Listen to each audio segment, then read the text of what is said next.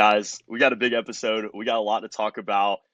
Julian, I know we're going to talk a lot more about this on our later videos and whatnot, but dude, we're coming to the end of the club season. Most of the league races are coming down and whatnot. We're getting to the good stuff. We're getting to the good stuff that we all love in the summertime, baby. Tournament time. Let's get it going. Knockout stages, tournament football. I love it. You love it. Adam loves it. We're all big fans of it. Speaking a little bit of tournament football, though, I want to talk to you a little bit about FIFA Club World Cup 2025. Listen, President Trump's been making his rounds in Qatar, Saudi Arabia this past couple weeks. I don't know if he's beefing up Inter Miami, if he's trying to get Ronaldo to come play for them or whatever it is. But dude, I'm excited. I know you're hyped. Julian, just before we kind of dive into it, I want to talk a little bit about CONCACAF teams and whatnot. But just give me your overall general view, what you believe. How do you feel CONCACAF teams are going to do and fare in this tournament? I'm going to be honest. I believe that the MLS teams are really going to struggle. I think this is a Seattle team that's not very good this year. Agreed. This is a Miami team that is been on a terrible skid lately. And Messi's upset at the ref last night. You got Mascherano, people calling for his head. It's really bad in Miami right now, and the defensive situation that's going on there, everybody there is a bum. I'm sorry. They just can't cut it. They're not at that level. Falcone is terrible. Noah Allen is good at times, but you haven't watched the games, bro. That guy's terrible. I haven't. Falcone? Really? He scored a goal last night, didn't he? Yeah. He also gave up a goal. Yeah. Cancels out. Basically, I don't want to make it too much about Inter Miami, but I don't see them performing well because just defensively they've been so poor. They have no striker, outside of Suarez, who has no knees. Last night, bro, they had Messi running at striker. I'm not even kidding. It is a terrible situation.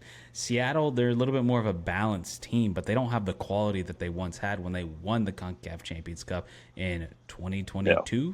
So, yeah, man, I think it's going to come down to Liga MX teams. I think they're just better built teams as it currently stands. I think Monterrey, while they had a very disappointing showing in this year's iteration, losing to, maybe not disappointing. Well, yeah, they did give up a lead, but they were actually in their stadium. But this was turning out to be a Vancouver team that's actually really strong and really good right now, and is possibly a favorite to win the whole thing. So, but nonetheless, this is a Monterrey team. Bro, they got who do they not have? Canales, Sergio Ramos. In general, this team that and they've been here and done this before. They've gone against the Giants, and then you look at a team like Pachuca, where they beat Botafogo, the Copa Libertadores champions. Granted, they're coming. This is in Botafogo's off season. They just finished a grueling season in a Copa Libertadores tournament, but they beat them, and then they went to go face Real Madrid, and put up a fight for 30 minutes. They didn't get embarrassed. They put up a fight, and guess what? We're going to see that rematch.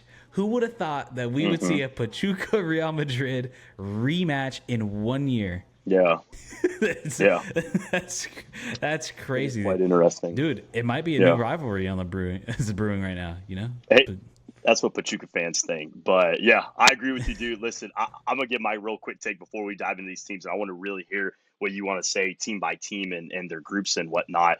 Listen, like you said, respectfully for all of CONCACAF, I'll go even a stretch further, Julian. I just think I think they're going to be tough pickings, dude. I think other than respectfully Monterrey, and I'm going to be real, that LAFC, and I want to pick your brain a little bit on that. We're going to talk in a second. LAFC versus Club America are going to be playing for that last playoff spot to get into, if I believe, Group D. They will be replacing León, which had, obviously, as we know, they had the off-field issue about the not managerial, but the ownership, two different clubs. So that was a little bit of a problem. But yeah, I agree with you, dude. I think it's going to be slim pickings for the boys. I really just don't see them. I don't want to say that I could see a clean sweep and every team's going to get grouped, but I'll say this right now, Julian, I would not be shocked. I would not be shocked at all. If you and me hop on another podcast later in July and Julian, you're telling me you guys got grouped, Seattle Sounders couldn't score a goal, Pachuca got bodied by Al Hilal, I wouldn't be shocked. Would I be upset? Yeah, obviously our CONCACAF boys need to show up. They need to do it for us. So we will see. We will see. We will see. But less talking, more group action. Let's get into it, dude. First off, I want to start off with your boys right away. Group A, the host, Inter Miami, FC Porto in their group, Palmeiras, and as well, help me on this one, the pronunciation, Ali. Al-Ali, the Egyptian Kings. So, Julian, straight off the bat, how is Inter Miami facing up in this group? I mean, I was a little high coming into this when we had the draw reactions. Obviously, people saw that, but I think right now they're going to get torched, man. It's going to be bad. It's going to be rough. I mean, they're losing to like not great teams in the MLS. I mean, this is not looking good. I mean, they gave up 3 to a San Jose team. Well, granted, they're playing well, but this was with a Chicho Arango who got hurt like halfway through the game. Like this defensively, I just don't trust it. And like I said about Suarez and his knees, like no, literally they went into the season knowing that they're in a Club World Cup and didn't brought in one backup striker a month into the season has been so bad he hasn't even like looked at he's got on the field like twice, maybe something like that. So we're talking about the Ecuadorian kid. Yeah. And with the speed of the game against a Palmeiras, against a young Porto team, and I don't know Al-Ali like that, but I know this is a team that regularly is like the best team in Africa, is used to playing in tournaments like this. Yeah. They are going to probably just dominate them in all levels, just be more physical than them because, dude, the age is showing this. They're slow. Like, I just feel like the quality is just not there right now as it currently stands. This team looks worse than they did last year, honestly. So, yeah, that's my stance on Inter Miami. I'm sure you have a lot of the same to say about them. Yeah, I gotta agree with you also, dude. I want to also say before people start saying stuff in the comments and saying that Julian kid's he's a hater, he's a simp for FC Porto. He effing hates my team. He's a loser. I want to let y'all know, by the way, Julian is a diehard Inter Miami simp. So this is literally his club. Pre-Messi. Team he works for. You can check Pre-Messi. the receipts. Go back Pre-Messi. 2 years ago. I've been hyped about this team since 2017. Before, like, once they announced it. I live in South Florida, so I always have to preface that when I tell people, I'm like, no, bro, like. I literally worked for the team before Messi got there. So I'm 10 minutes away from the 305 guy. Yeah. Listen, I got to agree with you, dude. Did not know you're also a big hater on Maxi Falcon. I can't lie. Coco Carrasquia's cousin from Uruguay. Listen, dude, I agree with you, though. The defense is rough. The midfield's just not clicking. The offense, and what's so weird is, like, Julian, maybe like a month ago, I would have disagreed with this. I would have said the team looks good. The team looks strong. That LAFC quarterfinal that you guys had in the Concacaf Champions Cup, that was quite impressive to see how you guys played at home. Obviously away, and I think this is a big storyline as well for you guys, is playing outside of Inter Miami. Now, I know, to be fair, this will be the games in Miami. If I'm not wrong, I haven't looked at the full schedule. I know you guys playing at least one game in Hard Rock Stadium. I don't know if you're playing all three there. They launched the tournament against Ali there, and then they're going to play Palmeiras there, and then I'm not sure where they're going to play Porto. I think in Atlanta. Okay. Still, though, it's just playing. I just feel like out of the environment for you guys, even at Hard Rock, even though that's still in Miami. I'm going to be quite honest, dude. I think maybe not that Al Ahly game, but that Palmeiras game is going to be. You're going to see green and white everywhere around the stadium. So I think it's it's a tough, like I said, it's going to be a tough group.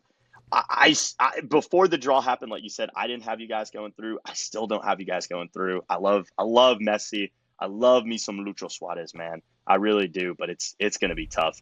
It's going to be really tough. Anything you want to say before move on to our next team? Yeah, I do want to dive deeper into this down the road at some point, but I do think a lot of this is what happens when you cater too much to one player. You hire his friend as a coach. You hire his friend as a GM. Like, whoa. I mean, I like clearly none of these guys. Mascherano has no resume and was terrible for the U20 Argentina team. the current GM, you got rid of our previous GM, who's recognizably been the best GM in MLS for the past, like, I don't know, 10 years, and is currently doing crazy things in Atlanta right now. I just think, as much as I love Messi, and I agree, he's one of the reasons why I fell in love with the game, you can't cater to one player too much, because now, bro, you've seen, I feel like we're only recruiting people from like Argentina or Uruguay. Like, I feel like South and I'm America. like, there's a bigger player pool than this. Like, there's a Yeah. reason why some of these guys aren't playing for River or Boca. Like, they're not at that level. And look, I mean, there's a real argument to be made. Is from top to bottom the Argentinian league better than MLS outside of the top two in Argentina? But nonetheless, that's another conversation for another day. But clearly, they need to open up the horizons of who they're signing, because I genuinely feel like they're getting rid of like anybody who isn't South American. It's crazy. But let's move on to the next one. This one to me is an interesting group, and I like this group a lot. And I think this is probably going to be your best chance of seeing a Concacaf team make it out. And that is Group E, where you have Monterey, and they're playing against River, Inter Milan, and correct me if I'm wrong, because I'm only looking at logos. This is the South Korean team, correct? No, this is the Japanese. This is Urawa Red Diamonds. Or Red Diamonds. Okay, yes. So, Yes. Yeah. Tough group. You can go ahead. Go ahead on this one. I got you. Yeah, tough group. I'll give it real quick, Julian. I want to hear what you really got to say on this one. Listen, I think Monterrey, they're not going to be slim pickings. Urawa Red Diamonds, shout out to anybody from Japan if you're watching. Love you guys. Appreciate the support. It's going to be a tough one, dude. I think for Monterrey, and Dichelmes has kind of been gearing this team up. They're already out of La Liguilla. So now they really have no reasoning. They're not in the Concacaf Champions Cup as well, So I think this next month and a half, and like you were talking about earlier, obviously the likes of Sergio Ramos, De La Rosa, who they picked up mid-season, the Colombian, obviously Sergio Canales. You still have Arteaga, which, if I'm not wrong, he probably will be there, obviously with the Gold Cup, with all that going on, as well at the same time simultaneously. So I think the team is there. They have, I would even say, obviously they have the experience. It's no question in the back line Sergio Ramos can play for him. I remember watching that Toluca game, who they did get eliminated by in the quarterfinals in La Liguilla. They just seem to almost kind of, I don't want to say this, but almost to kind of be slow, kind of not have the pace to keep up. A lot of times Sergio Ramos obviously is a little bit more up there in age. So it's going to be interesting to see how they match up with like a Lautaro Martinez, or even River Plate, who have guys in a Colido or a Sebastian Drusi, who was picked up from Austin FC last season. So I think just to see like this speed coming at him, I think it's going to be tough. I either have them, I'll say this right now, second or third, once whenever we drop that next video and whenever we talk about our prediction video for the FIFA Club World Cup, which if you guys haven't already, subscribe and keep up with our channel. But whenever we talk about that, I'll finally decide. But for me, right now, it's just a toss-up. It's a big toss-up. That River Plate game is going to be huge. I know for Dichelmes, that is going to be a massive, massive, massive game. I can't wait for that. That's honestly, I'm going to say it right now. That is my matchup of the tournament that I want to see. Like, agreed. One of the, because even though honestly, I don't know which one's a better team. I want to lean towards River. I know like I have a friend who's a diehard River fan, but even when he saw that group, he's like, ooh, he's like, that's gonna be interesting. He's like Monterrey. He's like, that's not a weak team, dude. And that was before they had the signings there. So I think that game's gonna thump. I mean, obviously Inter's probably gonna just dominate like all three of those teams, to be honest with you. I mean, Inter, they might, as we're going to talk about in another episode, they might win the whole damn Champions League. But yeah, that one is going to be really interesting. I really think it's a toss-up game. But I will say, man, like, don't watch out for the Japanese team, the Red Diamonds, because you never know. Like, it's a competitive league. These are competitive teams. It's hard to win Champions League in AFC. Ask Ronaldo. Like, there's some, and it's a quality league. So yeah, I think that one's going to be really, really fun. So let's move on to the next guaranteed spot, and that is Pachuca. We got Group H, Real Madrid, Red Bull Salzburg, Al Ahly, and Pachuca themselves. So, What do you think about Yeah, Pachuca's chances? I'll keep it real quick. This is the group of life, dude. We're being quite real, and that is also talking, and that is including Real Madrid right in that group. Obviously Real Madrid in Madrid standards have had a quite disappointing season. Knocked out a little bit earlier in the Champions League. Copa del Rey they lost. They got the double. They got the double. Barcelona got the double on them this season. Obviously lost the Copa the Super Copa or whatever that was called back in January, February. So it's just been a rough season in general for Real Madrid, not coming in the highest, not coming in with zero trophies. And for Real Madrid standards, I don't know about you, Julian, that just does not sound right to say. Coming in with zero trophies, especially into a big summer tournament, I'm going to be real. I think these guys, I think they're going to be hungry. We have to really see, obviously, with the summer transfer window. Obviously, Trent Alexander-Arnold's already been confirmed. There's a lot of rumors going around. Xavi Alonso as well has been confirmed. So it's going to be a little bit of a different Real Madrid team going into the summer. We'll see how they gel. I think they still should be able to. They have the quality, they have the money, they have the talent. There's no question about it. Listen, in Pachuca standards, because we're not here to talk too much about Real Madrid, seeing how Pachuca will fare up against them, I think they'll fare up quite well. I think this is an experienced team that has a lot of youth, has a good coach that blends well together, combines well together, and they can compete well. Obviously, this team, if I'm not wrong, I looked at a stat a few days ago.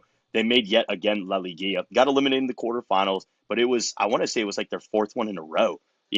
And Pachuca may not be considered one of the top 3 or 4 teams in Mexico, but for me, they're right there. If they're not top 4 or 5, they're knocking on the door. So this is the team that they can bring some pressure. They can bring some heat. If I'm Red Bull Salzburg or even Al Hilal, I wouldn't be too comfortable to the point where this is just a throwaway game.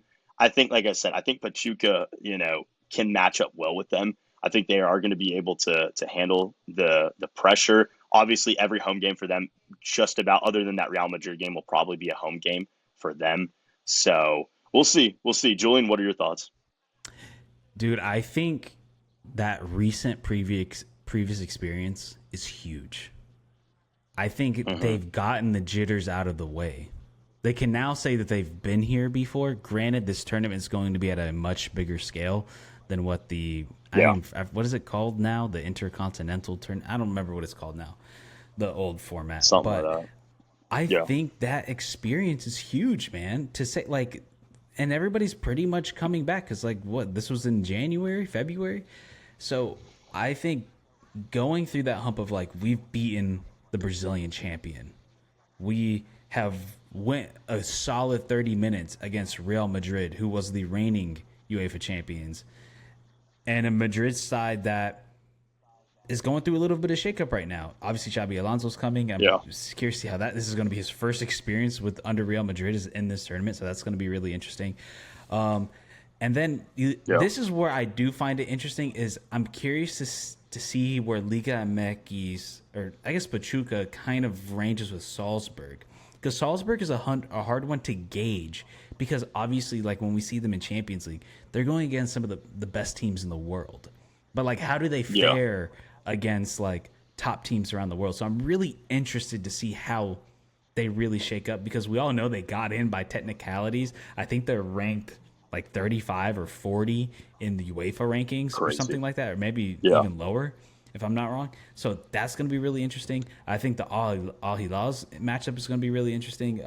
Obviously, Al Hilal is most likely going to lose their coach, Jorge Jesus, because there was a lot of talk of him going to be the coach of Brazil, but then obviously Ancelotti came in. But it looks like he wants to leave Al Hilal altogether.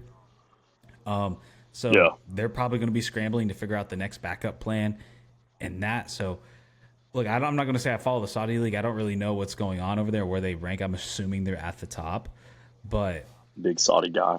I think it's going to I think it's going to be really interesting to see really outside of those, to see kind of get a gauge of where these teams are at. And I think that's what makes this tournament so awesome and so beautiful is to okay, now we're starting to see on a grand scale, and really gauge where leagues are at.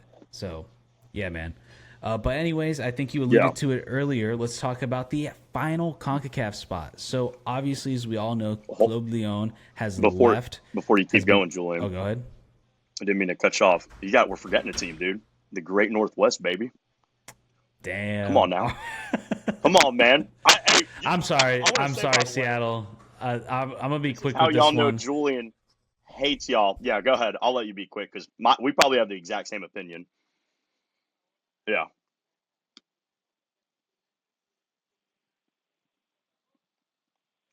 Lost Julian for a sec. Listen, I'll give my opinion real quick, guys. I'm going to be real with y'all. Seattle, this is a tough matchup for. This is a very, I'll, very tough matchup. okay, Arguably, it's oh, fine. oh, I got you. Yeah, but yeah, arguably, a lot of people are saying this is the group of death. This is group impossible. This is mission impossible right here. Seattle's going to need Tom Cruise on their sideline. I have to agree with that. I think the biggest thing is it's not even to say that Seattle have not the best team, and just to reiterate for people watching, and Julian, I know you know as well. Seattle's grouped with Seattle Sounders, Atletico Madrid, Paris Saint Germain, and Botafogo. 1 year ago, or back in December, when these groups came out, oh, PSG's a young team, very talented, good team. We'll see how they fare up. Wasn't crazy. Atletico Madrid, good, solid team, but never can seem to win a title, whatever it is, for what reason. And then Botafogo, everybody was like, this is the second coming of Jesus Christ. These guys are incredible. Listen, I got to be quite real with you. The tables have turned a lot. Atletico Madrid, or excuse me, not It's gotten PSG. it's gotten worse for Seattle. It's gotten worse. PSG have turned in now, and this is a bigger topic and a more general topic. I don't know how fully the teams are going to be equipped and the players are going to be there, but I don't know how full 100% the players will go. I don't know if Bradley Barcola is going to say, I'm going to throw my leg out. And if Jesus Ferreira is going to rip my face off, I'm going to do it for my team. I don't know how full send these guys are going to go, but I'm imagining that it's a title. It's the summer. All these guys, if you're, most of them European players or a lot of them CONMEBOL, don't have any tournaments this summer, or even African or Asian players. So I could really see them going full send. I could see this PSG team saying, let's go get it. Let's go get some bread, boys. Let's do this thing. So, yeah, for Seattle, they're going to get grouped.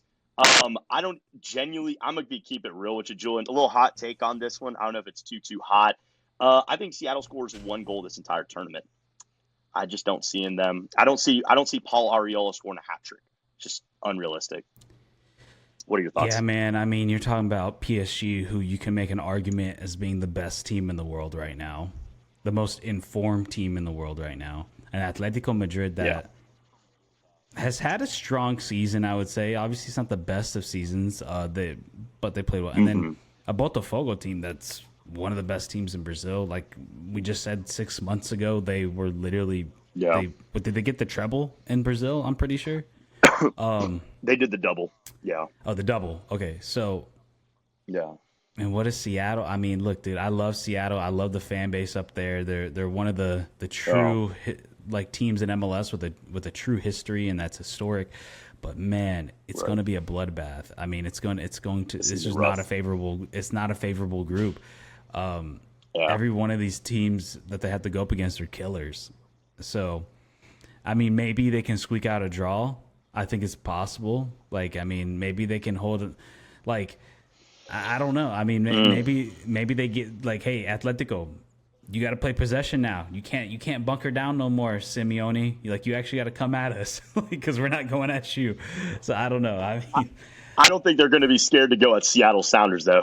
You know what I mean? Like, you tell me Jordan Morris doesn't bring fear into your heart. Dude, I see Jesus Ferreira on the field and I'm shaking, dude. I'm quivering. I am. They saw him in the 2022 out. World Cup. They saw him. Dude, they saw that man's mohawk walk on the field and they said, hold up. We gotta take a minute. I agree with you, dude. This is gonna be rough, man. This is gonna be very, very rough for Seattle. But hey, rest in peace to the boys up in the Great Northwest. We'll hopefully see them. Hopefully pack out the stadium, dude. I want to see the fans bring the energy. So we will see. But like you said, dude, getting to our last two teams that are competing for the final spot, a little, I guess you could say, intercontinental. It's not even a continental. Both teams are from the same confederation. So a little same continental, whatever tournament Interleague, going on. Last place, interleague, Concacaf, however we want to say it. LAFC are going to be taking on Club America for that last spot. I'm not too sure where they're hosting it. I'm not sure. I don't even know the date, time, anything like that. I'm going to be quite real with you, Julian, and I want to cover it real quick. Obviously, you being our base Tico fan here, our big Tico guy, Alajuelense brought this up to FIFA. This was a whole scandal, I guess you could say, or whatever. Comes up to the FIFA. Hey, Club Leon and Pachuca are owned by the same ownership. Simple as that. We kind of had a little bit of I guess I don't know how you could say a little bit of a Spider-Man meme. You're pointing at one guy, you're pointing at the other. It's kind of like nope, nope, you. So everybody's kind of like, oh, this and that. So it seems like Alajuelense would, by the rule book, was the team to qualify to get that spot. Obviously, was not, and a lot of people have just been. I can't lie to you, they've been just roasting you guys. So it's been a little bit tough. Julian, what are your thoughts, overall opinion, real quick, before we get on these last two teams? I do want to say this, and this shows how few people actually look at the rules. It's like the amount of people I saw that said Columbus should be in there was driving me insane. Why? I saw that a lot. Yeah. Do you not know how this works? Like, no, you can't just throw a Liga MX team and a Concacaf team. The rule clearly states only two teams from one country. It clearly states that. So therefore, by rankings, Alajuelense was the next highest ranked team outside of MLS and Liga MX. And people just in the state, or MLS fans, couldn't understand that. Like, I don't get it. Like, you literally see that's how it's working in every other confederation. It works like that in Brazil. The only reason why River and Boca are there is because they're the next two highest teams that aren't from Brazil. Salzburg is there, like we just mentioned, is because every other league already had two teams in it. So I think it's kind of bullshit that how are we implementing this rule for every other confederation, but when it's CONCACAF, they don't. Because we all know at the end of the day, it's all about money. They want to bring in the big market teams. Obviously, Club America being the biggest team in North America, and then LAFC strictly because they're in LA. Because they were even the current situation doesn't even really make sense because you're bringing in Club America. It's the same way like how they rationaled their way into Inter Miami being in the tournament. It's like they just kind of made something up on the fly for it to kind of make sense. And this is coming from a Miami fan. It's like you're bringing in LAFC because they're the runner-ups, even though that team is completely different from that team 2 years ago. And then the Club America one makes more sense because they're ranked one at the time of I guess when they pretty much said it. So now you're matching them up. I mean, in terms of the matchup, let's be real. LAFC is going to get absolutely fucking torched. Like, they're going to get killed. LAFC has looked bad all season. They have not looked good. They've progressively got worse. Steve Cherundolo is not a good coach, and he's out. And he got put away. So like, who's going to be their coach? Are they going to go into this tournament or this matchup with an interim? So look, man, I respect the LAFC fan base, but like they're going to get fucking smoked by Club America. Like it's just and this is a Club America team that's really solid, that's really strong, that a lot of people thought was the favorites to win the CONCACAF tournament. LAFC was not nearly in that race. I mean, they have a DP who they're benching in Olivier Giroud, who's not even he's not even a shell of who he was like even 3 years ago. No. So agreed. That's my stance on that. I think it's stupid. It makes no sense. Like the fact that we're going to apply this rule to every other nation except CONCACAF because they're the hosts and they want Club America. But it is what it is. Whatever. I'm not going to lie. Alajuelense is probably going to get smoked regardless. But I think it's about the money. It's about and my thing too, it's if you really are, what their motto is trying to grow the game worldwide. Don't you think it'd be really beneficial to that money coming into a league that could honestly probably use the money to help grow the sport? Like, Club America is not short on money. LAFC is not short on money. They just valued at over $1 billion. Like, so I don't know. I think it's all a facade a lot of times when you learn the inner workings of FIFA and everything. But in terms, I think it's going to be Club America. Going into here, I'm assuming you probably have the same stance. How do you feel? I agree with you. Also, just want to say, I can't one up that, Julian. I completely agree with that take about FIFA, dude. Listen, like you said, they always talk about producing the beautiful game and everything, and yet you have a great opportunity to get a historic team. It's not like we're not advocating for Santos Guadalupe's to be in the Club World Cup. This is Alajuelense. Like you said, this is a team that probably would have got Molly Rock. Keep it real with you, Julian. Chelsea and Fluminense would have been on that. But Flamengo. still, Flamengo. Is it Flamengo?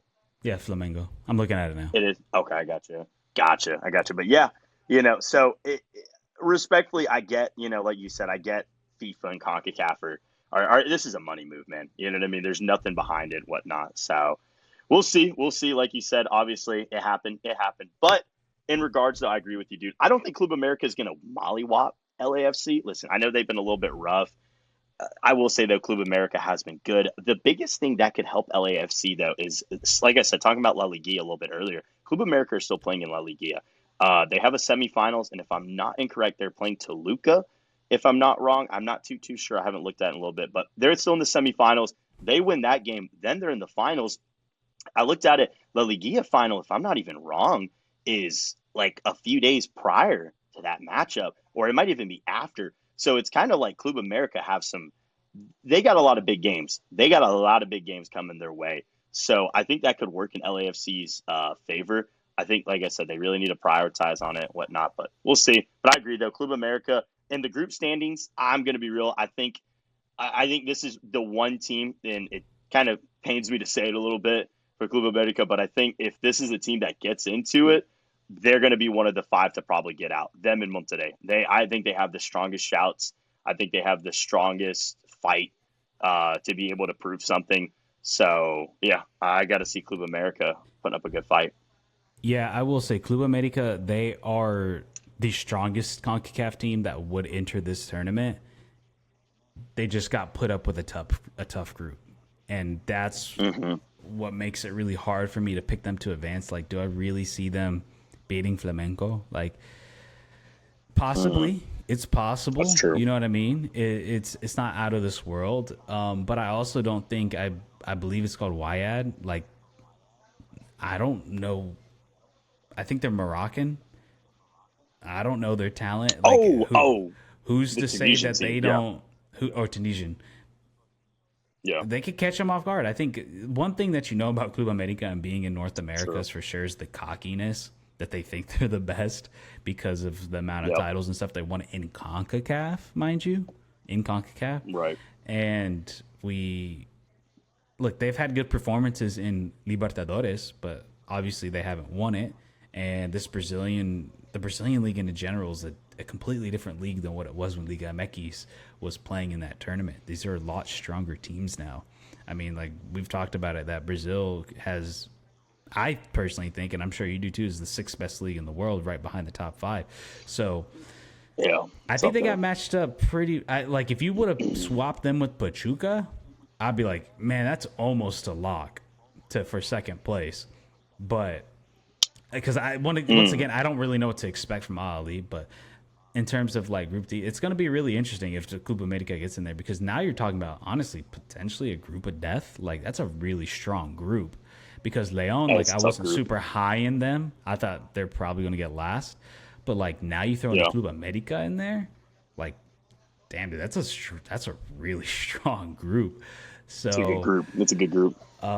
Because there's a chance they could give one hell of a fight to Chelsea. I mean, and it's a one-off tournament, man. You never know. Look, we've seen Chelsea lose to like relegation teams, dude. Like, I mean, and where does Club America rank compared to like a Prem relegation team? I'm sure they're pretty close. Like, honestly, so pretty even. I could see it being even. Yeah, like a top championship like team, like so. Yeah, that's gonna be really fun and really interesting to watch, but. Yeah, we're going to do more Club World Cup content as we approach the tournament. Obviously, we're going to be bouncing back and forth between this tournament as well as the CONCACAF Gold Cup. So if you want to see more content like this, please like and subscribe to the channel if you haven't done so already. Will, any final thoughts? Yeah, like Julian said, guys, go ahead and lock in, tune in with us, guys. We're going to be keeping up a lot of big content, a lot of big stuff coming out this summer from us. We're hyped. Also, if you stay till the end of this episode, you guys realize I finally got a new mic. So it's going to be good, guys. I'm hyped. Julian's hyped. We're excited. But yeah, let's keep it rolling. So. All right. Peace out, everybody. See you in the next one.